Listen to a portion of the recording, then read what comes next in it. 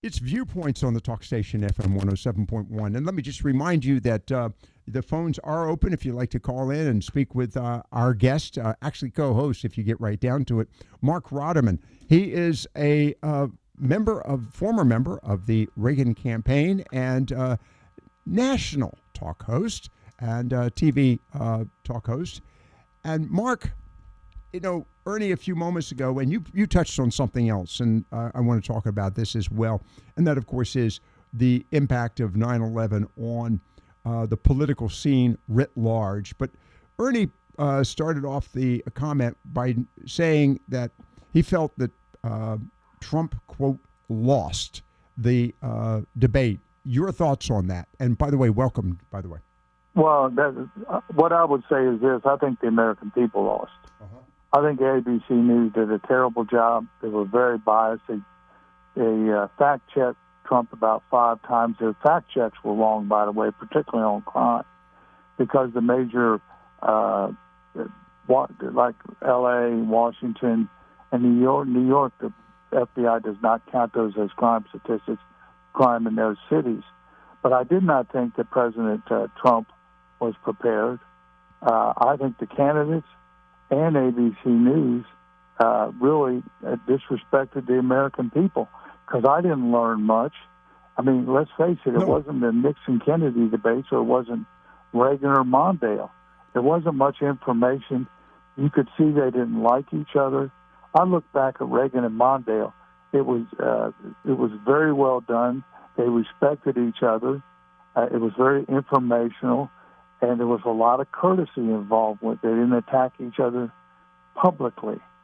And the whole, since Reagan, and really I think, beginning with Obama, I think the personal attacks have really ratcheted up, and I don't think it does anything to help the American people understand where these people stand.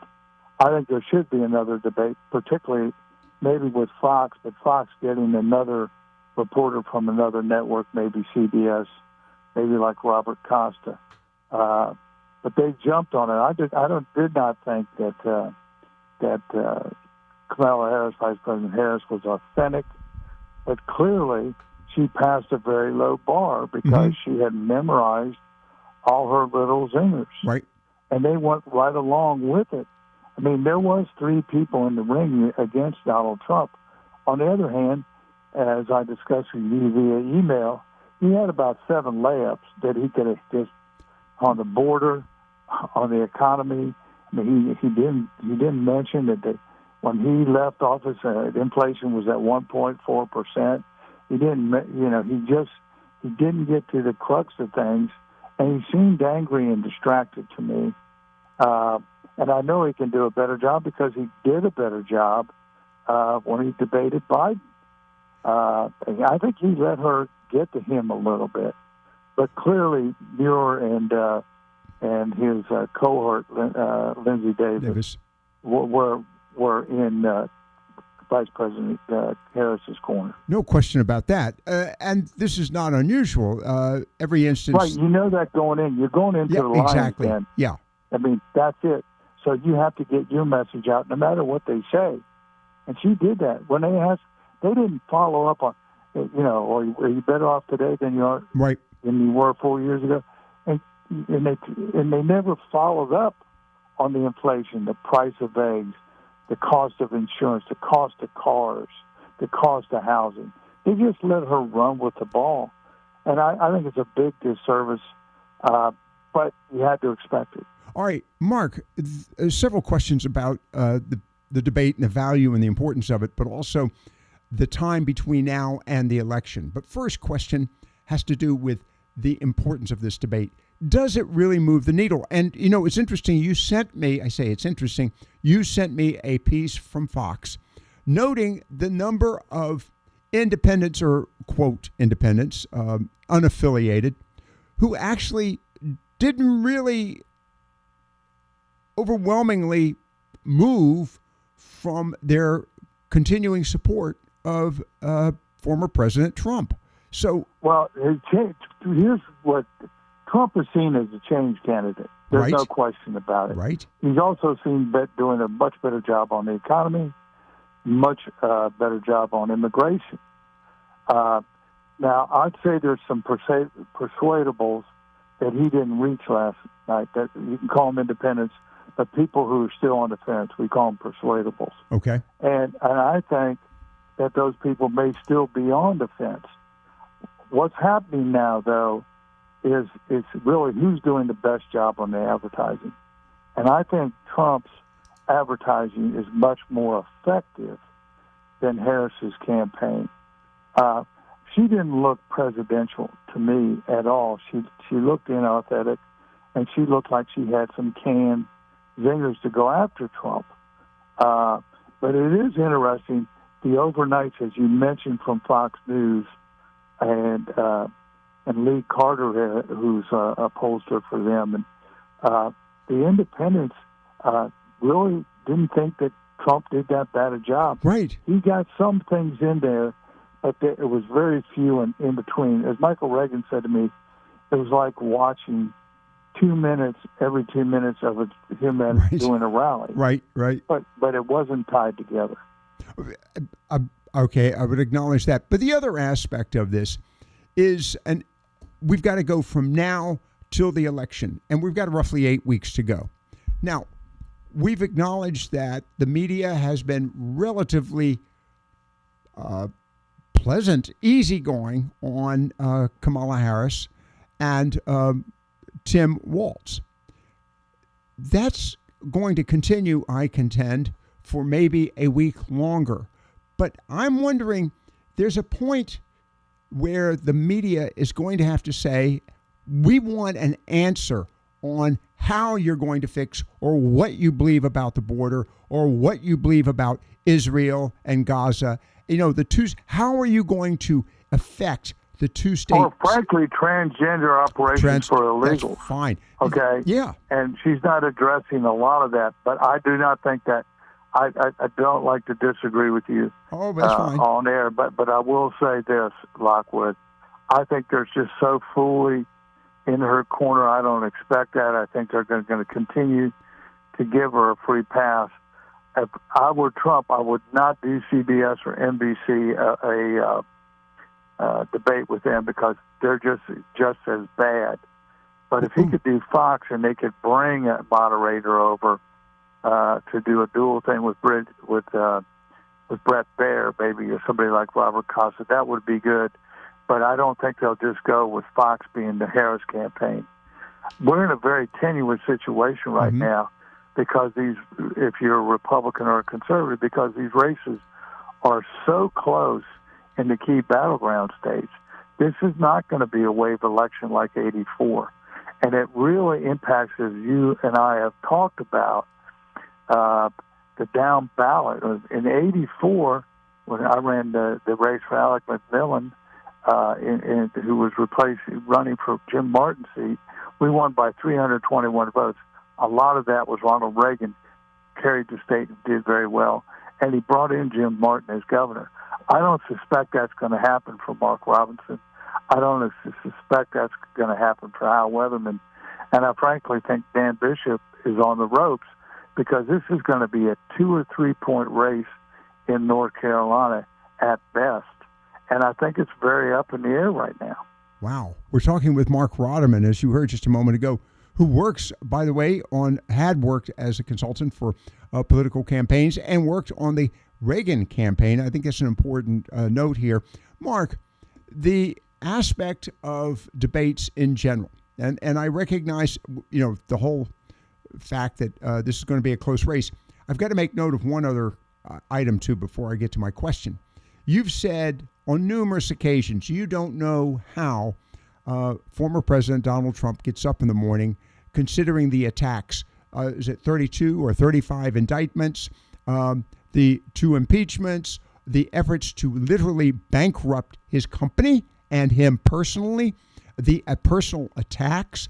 They've continued over and over. The media, the mainstream media, and that, of course, is the major 3 broadcasters, not Fox, but also all of the print media, Metro print media, have all lined up against him, where they are working in concert to tear the individual down. Yet, you said, interestingly enough, this is a close race. Under other circumstances, it never would have been a close race. Heck, well, he's a force of nature. I mean, he's still standing. There's no question. I think at the end of the day, he can win, and I think he probably will win. But if he does another debate, Lockwood, he has. I mean, when you have a supporter like Ernie, who's fully vetted in getting Donald Trump elected, saying that he stuck up the ring last night and he was defeated in the debate, that says something, because I think people, and I'm not saying that they're low information voters, right, but the average person watching that doesn't know how biased these two people were who were moderating.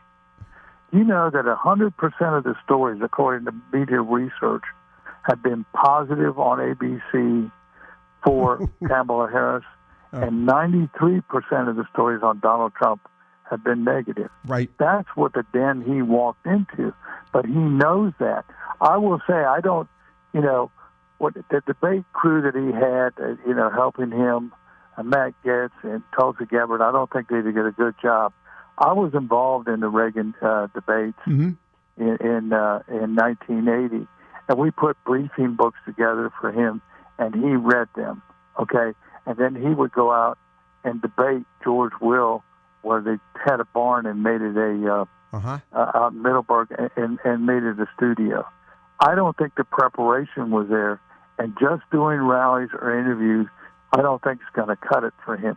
And I've seen him do a much better job before, but he was totally almost all the time on immigration, which is fine. I know. But he's got to explain, look, we need to remain in Mexico. We've got to build the wall.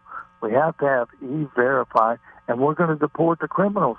That's not a hard couple lines to say, but he didn't say them. You just can't. You have to have solutions. And actually, campaigns, frankly, are about the future. And I didn't hear much about the future from Trump or from Harris. She had platitudes that she wants to do this, that, and the other, and she's a middle class, grew up middle class. But I didn't really hear any policy positions from her that made sense to me. As I mentioned, we've got Marc Rotterman on the line with us. And Marc, I want to go back to my question, which is 9/11, the debate last night. It's sad that they are coincidental, but they are.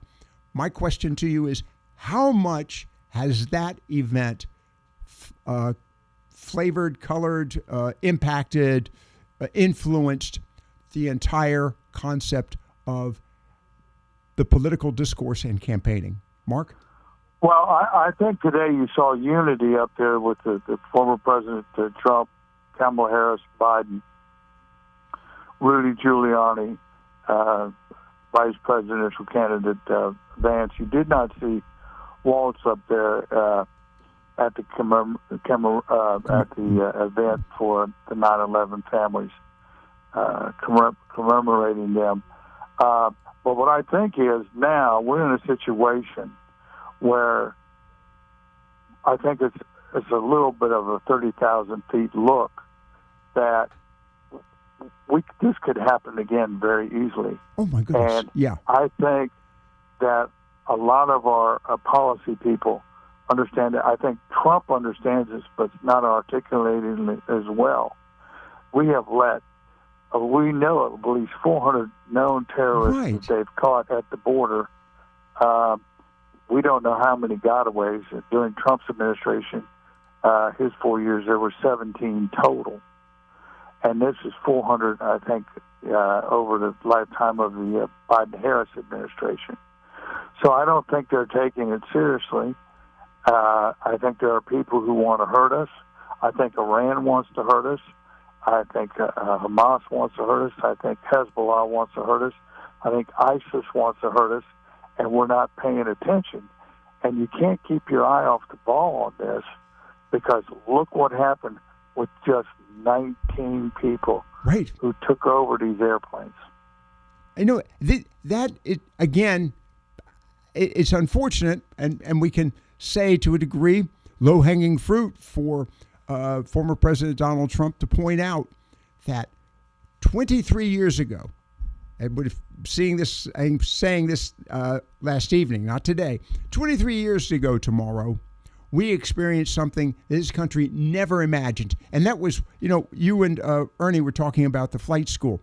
It was a lack of imagination. No one had ever even considered that there would be suicidal pilots flying airplanes with hundreds of passengers aboard into the Twin Towers and into the one that the Pentagon. The Pentagon, the one that crashed in Shanksville, was aimed at, supposed to be going to, as I recall, the White House. But the point of the matter is, the fact that we have lost, we've become. Before you joined us, I was complaining and concerned. I think we've become a complacent country again. And that's frightening in light of what we've... Well, we have. And here's a little known fact that I picked up on today, and I did not know this. The two F-16s that they were going to put up were not armed to go after... No, they were not. The airline that was in Shanksville. They were going to have to fly... They were not armed. They were going to crash into... They were... That's exactly right. One of the pilots, I did read the story on him. He was called into duty for that day, and when he got into the air, they said, "You're going to have to take that plane down." And he said, "We're not armed," and the decision was, he was going to have to fly into the airplane. Well, I think that the complacency invites is weakness, and invites a provocation, right. Provocative acts, and the truth is, I think we're in very dangerous times, but we're just kind of on cruise control. I mean, and by the way, didn't bring it up in the debate, but you got a guy who spends most of his time at the beach, who's the president of the United States. Joe. He's just basically a beachcomber. Who is running this country right now? I'm not trying to be provocative, but it's really a worrisome thing. It is. It is a great question, and again, you're asking that question, but none of the major media, press corps, the Washington press corps, the candidates press corps, no one's asking Kamala Harris, Vice President, who's in charge of the country? Because the president is on vacation. Normally, you would be second in charge, but you're on the campaign trail. Who's in charge? Well, and she didn't see his mental decline for the last 3 years. Yeah. Nobody asked her about that. He couldn't go to trial on having classified documents, which he, as a senator and a vice president, had no right to. He essentially stole them. He wasn't the president of the United States, who was entitled to bring some documents with him, but they didn't want to take him to trial because he just clearly was too old and too feeble and too mentally incapacitated to be tried. So did she know about that? They're just giving her a pass. And the problem is, for Republicans, the only way they can define her is to define her through advertising, because I don't think the mainstream legacy corporate media is going to do it. No, they are not. The propaganda media is definitely not doing it. They're not asking questions, and I'm not being critical of them because we have a difference of partisanship, if you will. I'm criticizing the legacy, traditional, metro market media because they're just not doing their job. They are not. They are positively not. All right, Mark, as I mentioned, we've got 8 weeks to go. With about a minute to go, what do you anticipate coming up? Of course, the president's going to be in North Carolina this week. As a matter of fact, you mean President Trump? President Trump. Former President Trump. Yeah. So, I think the Republicans better be wary of some type of October surprise, and that could come in many forms. All right, that could be some kind of executive order on student loans. It also could come in the form of, hey, guess what? Joe Biden has resigned, and Kamala Harris has been sworn in as president. And that would give her a bump. When you watch what happened with the coup, and you watch what happened with these people, she's really never gotten one vote to run for president in a primary. Right. She dropped out when she was running against Biden, and this was a palace coup. She has been made, frankly, the go-to guy for the elite media and for the power brokers in the Democratic Party. And I don't put anything past the Democratic political operatives at this point. If you look at the history of what's happened to Donald Trump over the last 8 years. Marc Rotterman with us this afternoon, and October surprise, and that's literally only 3 weeks away. More to come here on the talk station, FM 107.1, where, as Marc has proven, we really are smart radio. Thanks for being with me, Marc. Thanks for joining us.